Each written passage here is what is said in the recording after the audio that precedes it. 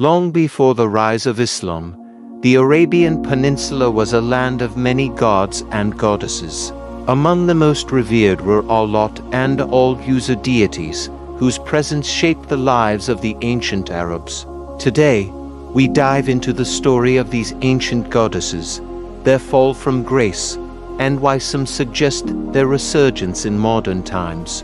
In the centuries before Islam, Mecca was not the center of monotheism that it would later become. Instead, it was home to polytheistic tribes, each with its own gods and goddesses.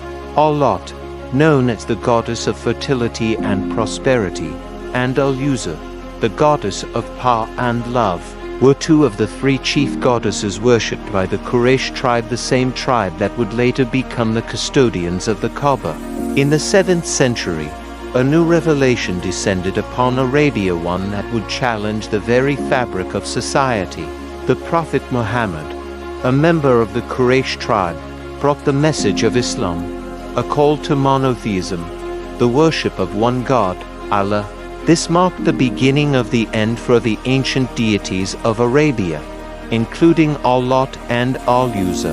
After the conquest of Mecca in 630 CE, the Prophet Muhammad sent his followers to dismantle the idols that had dominated the region for centuries. One of these men was Khalid ibn al-Walid, a renowned warrior, who was tasked with destroying the temple of Uzza in Nakhla. With a single strike, Khalid shattered the idol of Uzza, a symbol of the old faith crumbling before the rise of Islam.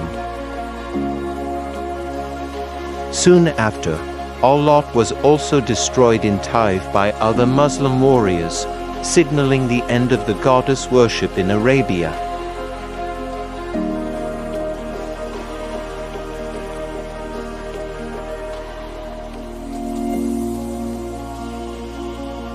In modern times, the worship of Laat and Uzza has not re-emerged in the same form, but some suggest that symbols and ideas associated with ancient paganism are subtly resurfacing.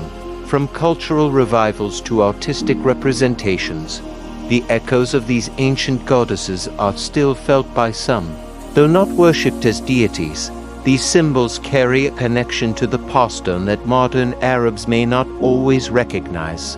But could this be a cultural homage to their history, or a sign of something more? Laat and Uzza may have faded from the religious life of Arabia, but their stories remain deeply embedded in the cultural memory of the region.